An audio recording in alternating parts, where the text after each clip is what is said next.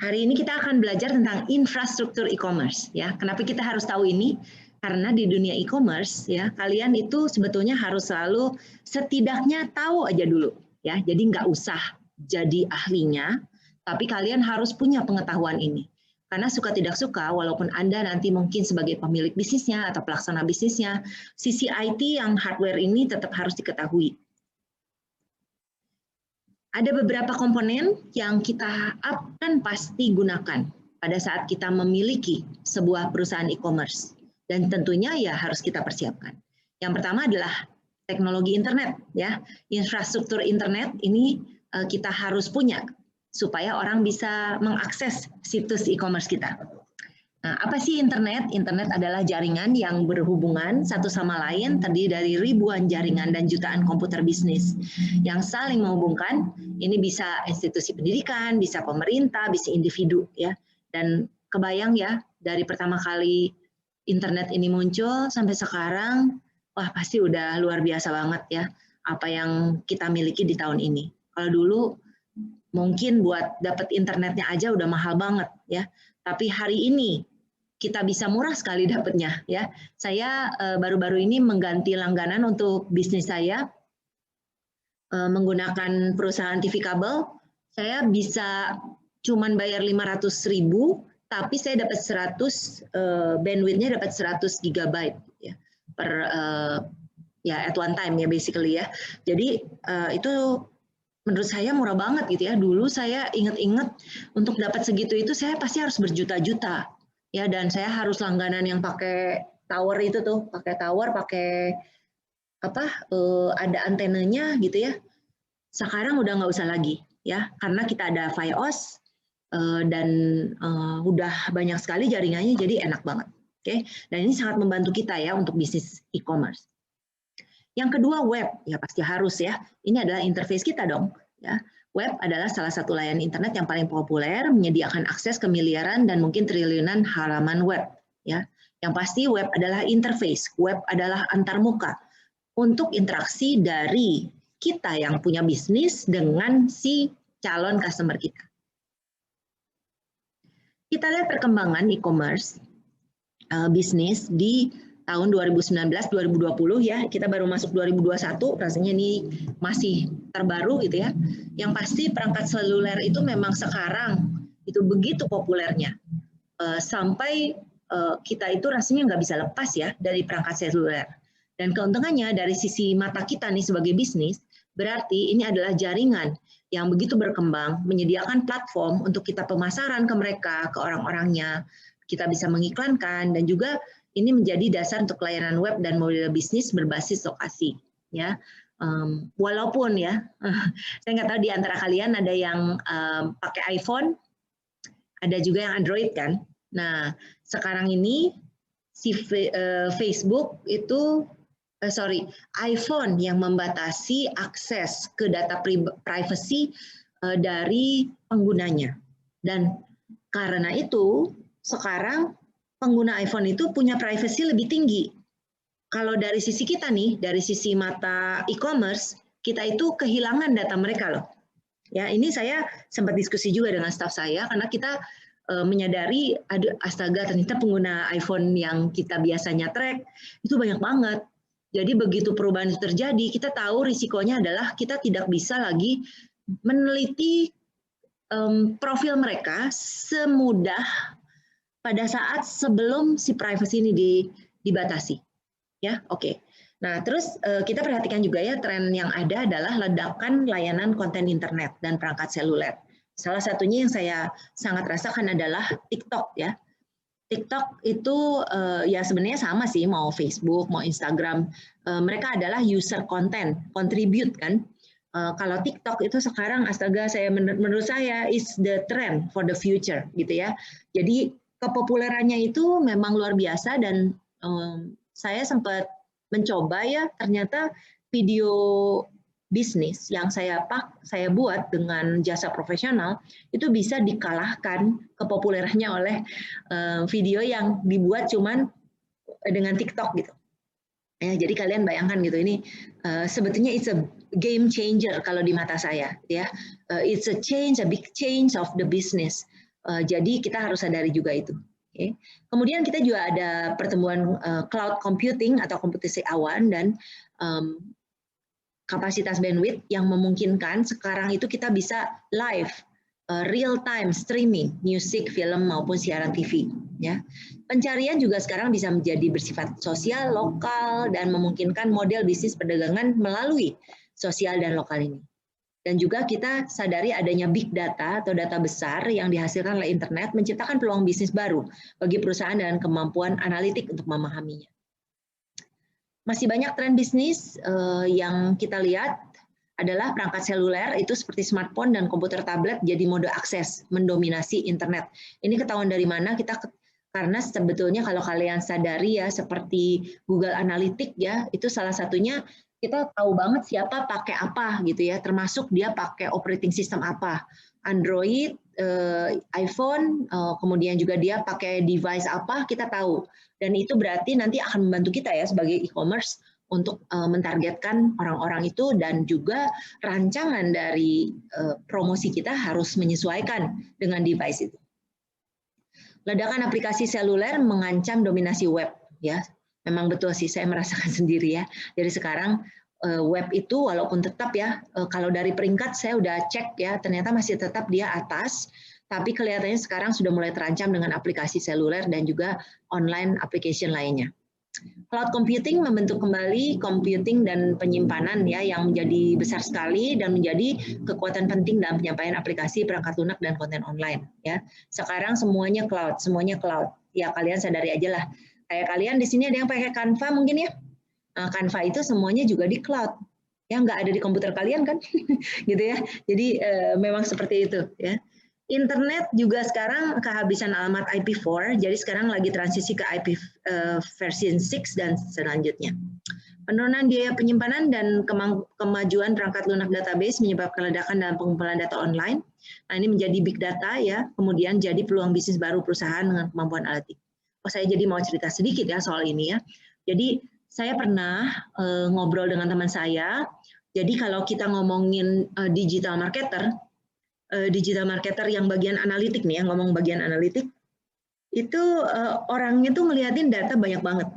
Ya, jadi kalau kita ambil data itu ya itu kayak jutaan data, kamu harus mengolah supaya jadi sesuatu yang ada artinya, ya.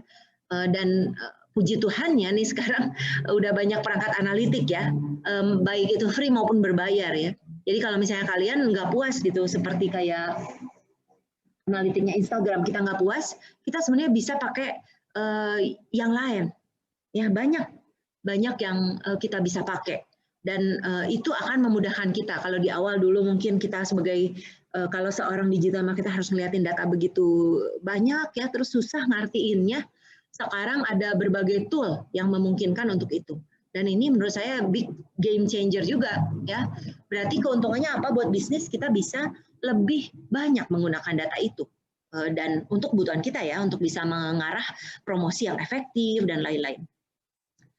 Teknologi berikutnya adalah Internet of Things ya. Internet of Things ini adalah jutaan perangkat yang dilengkapi sensor terhubung dengan internet mulai menjadi kenyataan dan mendukung perkembangan hal-hal yang terhubung dengan cerdas seperti TV, rumah, mobil, teknologi yang bisa dipakai di badan wearable device ya.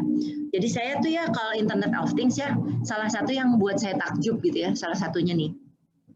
Contohnya adalah bagaimana sebuah peternakan gitu ya, peternakan ikan bisa menggunakan Internet of Things technology untuk memonitor kapan makanannya dirilis, kapan ikan-ikannya itu saatnya subur untuk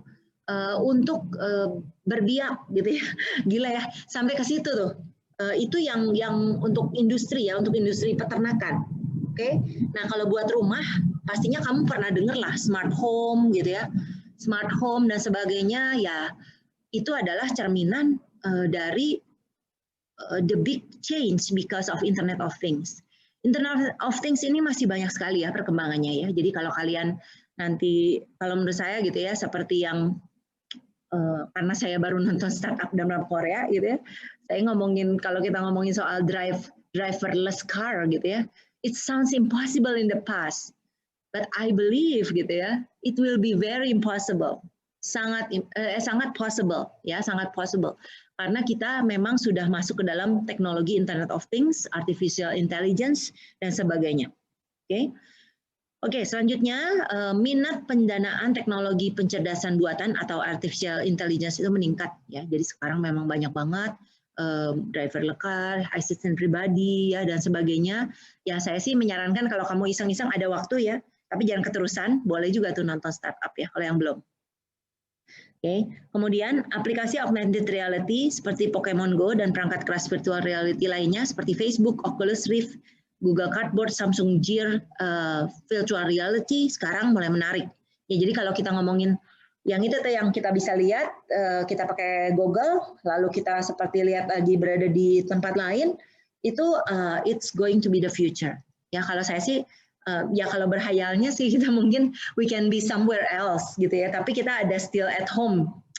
Kalau aku jadi ngebayanginnya itu kayak film, aduh aku lupa tuh film apa ya yang itu tuh yang dia tuh sebenarnya dia lumpuh tapi dia bisa jadi alien itu. Aduh, saya kok jadi lupa ya judulnya.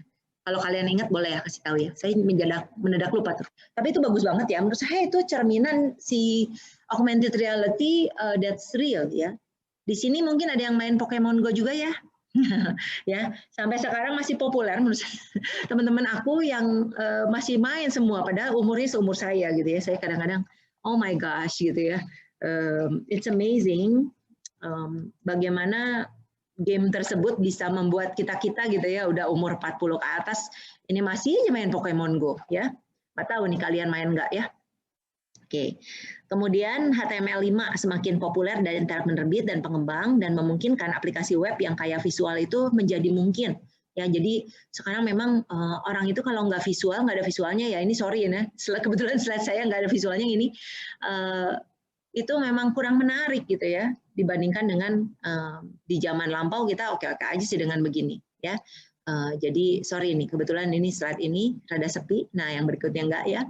Oke, nah sekarang kita lihat ya yang selanjutnya ya, ini e-commerce society trend masih ada lagi. Tata kelola internet terkait dengan isu konflik antar negara seperti Amerika Serikat kasih kontrol atas IANA yang mengelola sistem alamat IP internet. Nah, kontrol pemerintah atas dan pengawasan internet diperluas di berbagai negara maju.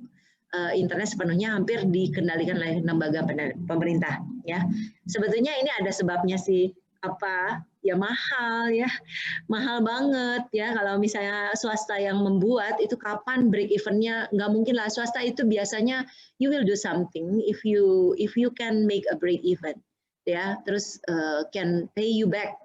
Kalau pemerintah itu beda ya kalau pemerintah itu mau proyeknya rugi pun so what gitu ya karena mereka kan punya social responsibility, mereka punya kewajiban terhadap publik untuk melayani mereka. Jadi ya jarang lah ya kalau perlu pendanaan sebesar itu untuk membuat internet reality dan potensi keuntungannya tidak terlalu tinggi gitu ya. Ya siapa yang mau gitu ya. Dananya juga dari mana? Ya akhirnya memang pemerintah. Oke. Nah, infrastruktur yang berkembang untuk melacak perilaku konsumen online dan seluler bertentangan dengan klaim privasi. Nah, itu ya, makanya seperti yang tadi baru saya sebut, astaga sekarang iPhone melindungi penggunanya, privasi penggunanya nggak dibagiin datanya, ya oke lah senang ya jadi pengguna iPhone mungkin, tapi ya saya juga agak cemas dengan kalau saya sebagai bisnis saya nggak punya akses loh sama data mereka ya, jadi itu akan merupakan kerugian buat kami sebagai sebuah bisnis. Dalam kita membahas tentang teknologi infrastruktur dari e-bisnis ya kita harus memahami berbagai teknologi konsep. Nah, sorry ya ini agak teknis beberapa hal. Kalau kalian lihat gambar ini adalah ruang server ya. Ruang server yang luar biasa. Ini kita sebut namanya server farm ya, server farm atau ladang server gitu ya. Memang kayak gini ya sekarang ada beberapa center seperti ini server farm. Oke, nah kita lihat ya teknologi apa sih yang harus yang benar-benar terjadi di balik dari kita yang di mata bisnis ya. Ada paket switching, nah pesan digital dibagi menjadi paket bit yang dengan panjangnya tetap. lalu ada informasi, ada header informasinya, penunjukan alamat dan tujuan akhir paket tersebut. Jadi setiap penerimaan paket itu nanti dikenali, lalu nanti disampaikan ke tempat yang seharusnya. Ya, jadi ini misalnya kalian bisa lihat original text message-nya I want to communicate with you.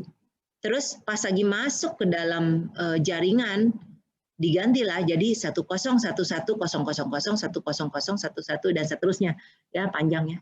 Oke, lalu di break. Kenapa? Karena biasanya nggak bisa besar-besar ya, jadi break gitu. Kemudian nanti header information-nya itu dikirimkan kemana ke tujuan, nanti disatukan lagi baru diterjemahkan lagi menjadi original text message yang tadi. Yang kedua, TCP/IP protokol. TCP/IP protokol.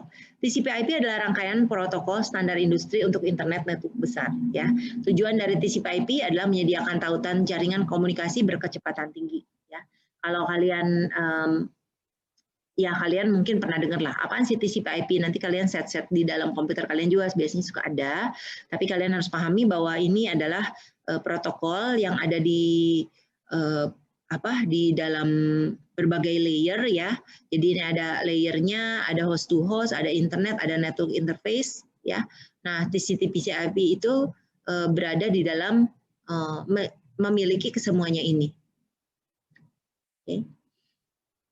Selanjutnya, routing TCP/IP dan packet switching. Nah, tadi kita barusan ngomongin packet switching terus TCP/IP ya. Nah, inilah sebetulnya bagaimana mekanisme itu terjadi. Jadi pertama, kita kan punya pesan yang tadi tuh, si TCP/IP lalu di break menjadi paket-paket yang lebih pendek tadi, ya. Kemudian si paketnya traveling di berbagai router. Lalu nanti dia digabungkan lagi baru diterima. Nah, makanya ya, ini satu hal yang saya nggak tahu kalau kalian memahami tentang ini enggak. Kayak saya kalau saya setup domain baru ya, saya setup domain baru, misalnya saya baru beli nih, terus saya masukkan si data DNS-nya itu saya taruh di dalam server hosting saya. Nah, perubahannya tidak instan, ya, karena butuh waktu, ya, butuh waktu untuk mengkomunikasikan perubahan itu. Ya, padahal server tuh banyak sekali. Ya, server tuh banyak sekali. Dan seringkali ada poin-poin di negara-negara itu bisa per negara juga ada beberapa kayak kita Indonesia tuh besar negaranya.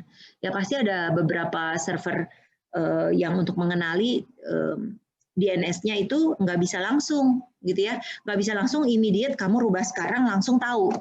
Tapi seperti virus menyebar sama cek gitu ya satu tempat nanti baru dia nyebar informasi itu dan akhirnya setelah biasanya sih 3 harian gitu ya baru si semua server ini tahu alamat kita yang baru ya. Berikutnya kita membicarakan tentang domain system ya. Domain name system adalah namespace hierarki ya dengan root servernya di bagian paling atas. Nah, domain level teratas ini biasanya yang sudah banyak diketahui adalah com, edu, ya level ini ya, com, edu, gov, mil, net, org, int, us gitu ya. Nah, tapi di bawahnya nanti tinggal misalnya si com punya banyak banget, edu punya banyak banget, gov punya banyak banget dan seterusnya ya. Ini yang kita sebut alamat domain. Nah, biasanya nanti ini yang tingkat 1-nya, terus ada server tingkat 2 untuk pendaftaran nama domain, dan terakhir ini ada server tingkat 3.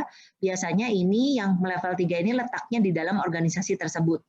Ya, jadi misalnya si NYU ini dia kan nyu.edu. Nah, dia punya departemen finance. Departemen finance punya servernya sendiri. Ya udah dia alamatnya fin.nyu.edu. Bisa ya. Jadi itulah sistem dari domain kita. Yang pasti internet itu sendiri adalah terdiri dari berbagai puzzle piece gitu ya, puzzle piece. Apa saja puzzle piece-nya? Yang pertama IP address ya. IP address itu yang biasanya angkanya 128.9.sekian gitu ya. Jadi seperti itu kita sebut IP address. Terus ada domain name ya. Domain name sih gampang ya kayak tadi nyu.edu, ini juga person.com dan sebagainya. DNS server ini adalah database yang memonitor IP address dan domain names. Nah, oleh karena itu beberapa hari sering dibutuhkan. Ada istilahnya nih ya, namanya propagation. Ya, saya nggak akan ujikan kalian untuk itu, tapi itu pengetahuan umum loh. Jadi kalau misalnya kalian baru ganti alamat DNS untuk domain kalian, itu kalian butuh propagation beberapa hari. Ya, kalau beruntung sehari beres.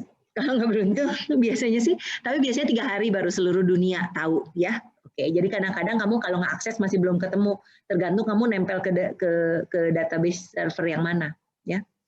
Kemudian ada root server. Root server adalah central directory yang mendaftarkan semua domain yang ada di spesifik domain. Jadi misalnya kalau di .com, ada servernya punya .com, nanti di dalamnya ada banyak lagi. Kita juga kenal istilah client server ya. Client server itu berarti ada server, ada kliennya, gitu ya. Jadi ini si klien itu kayak komputer kita, nah yang masing-masing kita pakai sekarang. Si server itu servernya, kemudian di sini ada share database application and file. Yang pasti dalam model ini klien komputer itu terhubung dalam network bersama-sama dengan satu atau lebih banyak server. Cloud computing ini biasanya sekarang udah sangat populer ya kalau kalian ini ya, kalau ngomongin cloud computing itu sebagai contoh yang paling gampang aja ya, Dropbox gitu ya. Kemudian OneDrive, kemudian yang paling gampang yang paling kita sering pakai ya Google Drive gitu ya. Nah, kalau kita mau ngomong server cloud, salah satunya adalah Amazon AWS. Kemudian DigitalOcean. Kemudian kayak saya sih langganannya kalau nggak ke HostGator, saya ke Exabytes. Oke.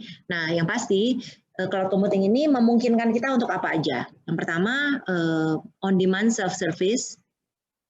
Ini lupa diterjemahkan ternyata, sorry ya. Kemudian di mana konsumen bisa menyediakan kemampuan computing sendiri, seperti server time atau network storage secara otomatis. Jadi, kalau on-demand itu maksudnya gini, kita langganan, kalau kita mau ngubah-ngubah sendiri kita bisa, gitu ya. Jadi, itu yang bisa kita lakukan. Oke, kemudian ubiquitous network access. Sebenarnya arti dari ubiquitous sendiri kalian mudah-mudahan ingat minggu lalu ya bahwa ubiquitous means bahwa bisa tersedia di mana saja. Nah, sama artinya ya. Jadi cloud resource itu tersedia dari manapun ya. Mau network yang mana, internet yang mana, mobile platform juga ada. Location Independent Resource Pooling ini maksudnya sumber daya komputer di-pool ya untuk bisa melayani beberapa sejumlah besar user mungkin ya, kalau ngomong multiple ini sebenarnya besar, dan dengan berbagai resource virtual yang sudah di-assign tergantung kebutuhan dari user tersebut. Biasanya pengguna tidak tahu di mana computing resource ini terletak. Rapid elasticity, nah ini berarti computing resource bisa secara cepat diprovisi, ditingkatkan, diturunkan untuk memenuhi perubahan dari kebutuhan user. Dan yang terakhir, master service, pembayaran terhadap sumber daya cloud itu tergantung dari jumlah resource yang sebetulnya dipakai. Ya, jadi bagaimana kita menggunakannya itu baru yang kita bayar. Nah, biasanya ini ya cloud computing model, bisa software, bisa hardware service, collaboration, integration of device. Nah, biasanya untuk cloud computing ini ada beberapa istilah yang harus kita kenal ya. Ada IaaS, ada SaaS, ada PaaS. Yang pasti belakangnya as a service ya. Depannya infrastruktur, depannya software, depannya platform. Ya, jadi bisa diduga mungkin ya customer menggunakan memproses storage dan networking dan beberapa computing resource dari pihak ketiga ya untuk menjalankan informasi sistem informasi mereka. Contohnya Amazon AWS. Nah, saya sendiri pakai ini ya. Nggak terlalu mahal juga sih. Ya sebulan saya bayar sekitar $140 untuk menggunakan Amazon AWS, software kami untuk perusahaan fitness, untuk 7 klub semuanya aksesnya sama ke sini. Ya, jadi itu enaknya mau dimanapun nanti tinggal di set aja si aksesnya, yang penting aksesnya di set. Cloud computingnya enak. Kalau saya keuntungannya apa? Yang pasti kami nggak beli server, ya kami cuma langganan aja. Soalnya udah dengan banyak pertimbangan ya, terutama sih sebetulnya pertimbangan yang paling besar adalah seberapa mudah bisa mengakses. Kebayang nggak sih kalian kalau saya punya servernya ya, saya taruh di headquarter saya. Saya beli server nih, terus saya taruh di headquarter saya nggak langganan KWS nih ya. Berarti ya, apa yang terjadi kalau koneksi di kantor saya di Surya Sumantri headquarter itu mati? Berarti langsung dong 77 klub saya nggak ada yang jalan gitu. Ya, jadi itu loh. Kita akhirnya memutuskan pakai Amazon gara-gara itu salah satunya. Kita nggak mau tergantung pada satu tempat saya yang mungkin tato mati lampu, mungkin tato internetnya mati, saya nggak mau. Kalau Amazon itu udah pasti dia nggak mungkin lah ya tato mati koneksinya kecuali huru-hara gitu ya. Jadi so far kita nggak pernah down. Kalau misalnya down juga seburuk-buruknya ya di cabang itu internetnya down. Oke? Baik, yang kedua software as a service. Kalau software as a service ini berarti customer menggunakan software yang di-host oleh vendor. Ya. Sebagai contoh ya ini kebayang biar gampang kebayangnya pakai G Suite, Google Suite ya, Google Suite. Jadi sebetulnya hostnya itu ada di si Google ya, tapi kita bisa pakai. Nah kayak kalian nih Google Classroom kalian itu sebenarnya kami pakai Google Suite ya di Maranatha ACID itu. Nah jadi kita mendayagunakan itu si semua datanya sih nggak ada di kita loh ya, adanya di si Google, oke? Dan terakhir nih PaaS, Platform as a Service, customer menggunakan infrastruktur dan tool programming yang didukung oleh cloud computing dan juga supaya mereka bisa yang disupport oleh cloud service provider untuk mengembangkan aplikasi mereka sendiri ya. Jadi sebagai contoh Salesforce.com ya itu dia menggunakan PaaS, jadi dia pakai tool dari cloud service provider supaya bisa diakses dari semua. Oke, ya. Kalau secara garis besar model cloud computing ada 3 jenis ya, public, private, hybrid. Ya, rasanya cukup gampang kalau hybrid pasti kombinasi ini ya. Kalau public ya, public itu selalu masyarakat umum gitu ya. Kalau private berarti swasta gitu ya. Kita punya pribadi gitu ya. Oke. Nah, jadi kalau public cloud itu third party software menawarkan computing, storage dan software service ke berbagai customer. Biasanya yang mengelola adalah third party service provider. Ya, penggunaannya oleh siapa? Biasanya oleh perusahaan yang nggak punya kecemasan atas privasi, gitu ya. Terus perusahaan yang mencari ya udah bayar aja, terus saya pergi, gitu ya. Terus company yang nggak punya IT resource dan expertise. Sebenarnya saya termasuk yang ini juga. Kita belum punya staff IT sekarang yang dedicated ke semuanya outsource. Ini cari staff IT juga nggak gampang ternyata ya, karena saya mencari yang wanita gitu ya, jadi pantesan agak susah. Oke, anyway, it's an interesting thing. Private gimana? Kalau private ya lebih ke pribadi gitu ya, maksudnya ada privasinya. Jadi ini biasanya satu cloud infrastructure yang dioperate sendiri oleh si organisasi itu, tapi ya walaupun terserah dia mau di host di internal atau di eksternal. Nah, biasanya pengelolanya siapa? In-house IT person atau private third party host. Yang menggunakan biasanya company dengan privacy yang agak berbahaya gitu ya dan security-nya tinggi. Saya kebayangnya apa? Contohnya adalah penyedia jasa kartu kredit. Nggak mungkin dia nitip itu si servernya, oke? Pasti mereka punya sendiri. Dan pasti mereka ada ruangannya khusus kayak si server farm tadi. Ya, lalu company juga harus punya kontrol yang baik terhadap data itu.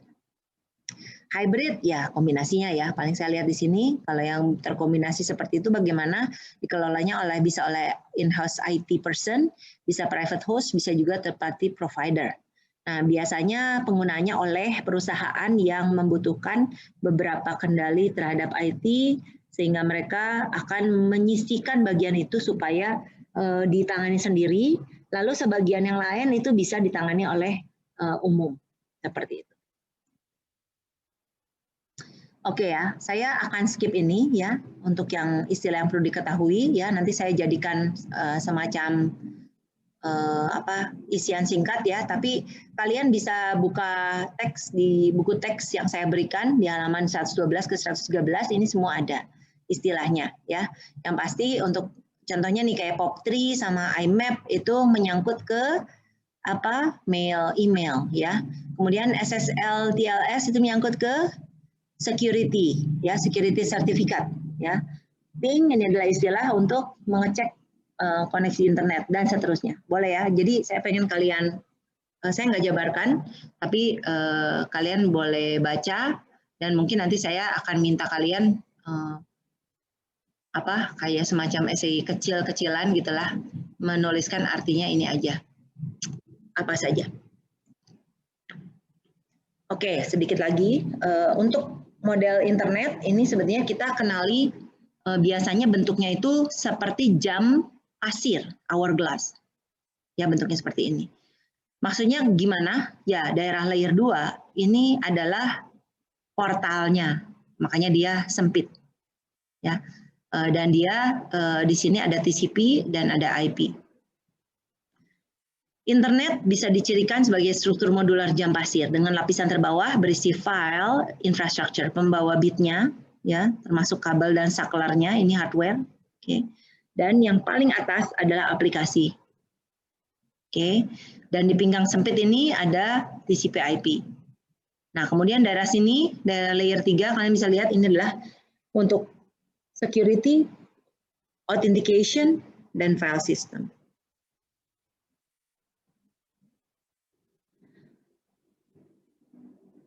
Sekarang Internet Network Infrastructure itu terdiri dari beberapa lapisan, multi-tier ya, beberapa lapisan artinya. Dan ini ada backbone-nya, ada regional hub, ada kampus, area network, ada local client computer. Rasanya sekarang udah sangat canggih ya bagaimana perkembangan ini. Dan ini berarti kita kayak klaster-klaster yang ada di dalam jaringan internet ini. Ya, biasanya tier 1 ini isinya ISP, Internet Service Provider, memiliki dan mengendalikan fiber optic cable network yang panjang dan menjadi backbone dari internet. Kalau tier 3, tier 1 di sini tulisnya T1 ya, T1, oke. Tier 3 ISP itu adalah perusahaan yang menyediakan servis terendah ya. Jadi untuk biasanya lebih ke small business, lebih ke akses ke home, lebih ke large institution ya. Jadi mungkin kalau kayak kita yang di rumah pengguna tier 3 nih. Oke. Untuk Indonesia, ada gimana sih internetnya? Ya ada dong backbone-nya sendiri ya. Kita kenal sebagai IIX atau Indonesia Internet Exchange. Jadi kita memang udah dari bertahun-tahun lalu ya kita kembangkan. Sudah mulai dari 2018 ya. Kita jalankan palaparing ini. Sampai sekarang di tahun sampai 2019 sudah sampai sini ya 100% selesai. Jadi sebenarnya kita udah pada terhubung ya, seluruh kota sudah terhubung. Tinggal sekarang bagaimana kita optimalize-nya. Oke, ini bukan untuk dihafalkan tapi biar kalian tahu. Sekarang juga untuk wireless technology 3G, 3.5G, 4G, 5G ya. Jadi yang terakhir ini 5G ya. Ada beberapa device yang sudah bisa, tapi Indonesia ada belum punya 5G ya. Jadi aku merasa device-nya oke, tapi Indonesia kayaknya masih limited sekali untuk koneksi 5G. Ya, atau belum ada malah, saya juga nggak tahu karena saya belum bisa merasakan. Tapi seperti suami saya, dia udah beli device yang bisa 5G, terus baru dia ketawa sendiri katanya, di mana ya dari nggak pernah 5G sampai sekarang katanya dia gitu ya. Jadi it's very interesting.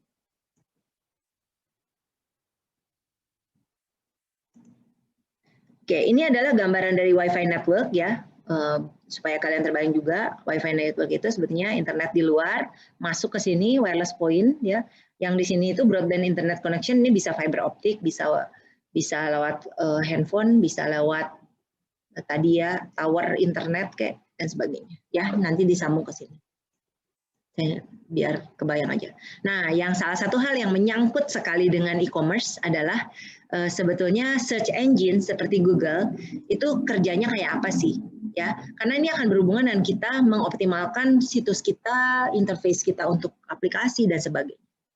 Nah, biasanya Google itu bekerja dengan cara berikut. Jadi untuk mereka akan mengindeks web.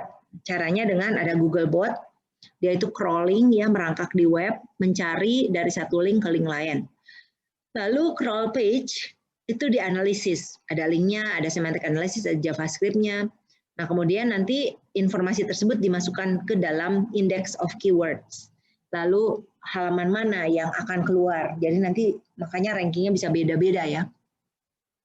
Lalu Google sekarang sudah sampai titik ini sudah indeks 30 triliun halaman dan dia membagi-baginya dalam indeks the index of group of million of pages ya, jutaan halaman.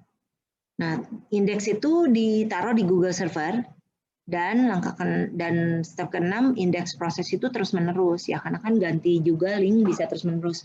1 detik aja penciptaan halaman webnya nggak tahu berapa banyak banget ya. Jadi pasti akan terus bekerja. Selanjutnya si Google bisa memproses permintaan. Jadi kayak kita nih, kita kan user-user paling sering tuh search apa gitu ya, kita search. Nah, nanti berarti di situnya nanti akan jalan mencari informasi tersebut. Jadi di sini bayangannya ada user mencari satu istilah gitu ya, bisa di komputer, bisa di mobile, lalu nanti search-nya itu di-send ke servernya Google, nanti lalu servernya mengeluarkan text summary dan hasilnya diberikan kepada tampilan layar para pengguna. Ya, tentunya ada algoritmanya. Ya, dan ini banyak sekali variabelnya pastinya untuk Google. Contohnya PageRank, quality, text search, dan lain-lain.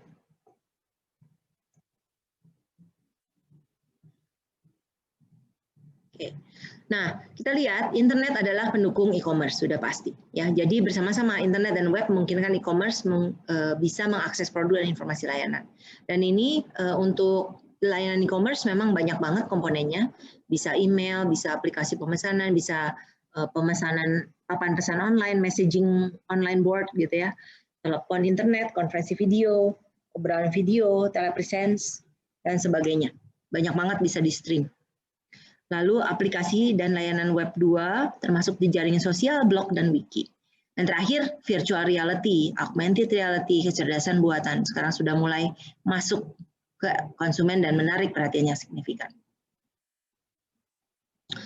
Mobile application fenomena baru, tapi ya itulah kita selalu berada dalam genggaman gitu ya. Dan kalau dipikir-pikir kita sebetulnya kayak punya tracking device yang ngikutin kita terus. Oke, dan di sini ada banyak platform untuk aplikasi seluler, bisa Swift, bisa Objective-C, ada C, C++, C Sharp, ya silakan yang mana aja lah yang paling cocok untuk aplikasi. Ini untuk mahasiswa TI yang nggak terlalu penting ya, biar tahu aja doang. Oke, kemudian aplikasi seluler untuk iPhone didistribusikan melalui App Store Apple atau Android Google Play. Ya, bisa juga ada berbagai vendor pihak ketiga seperti Amazon App Store.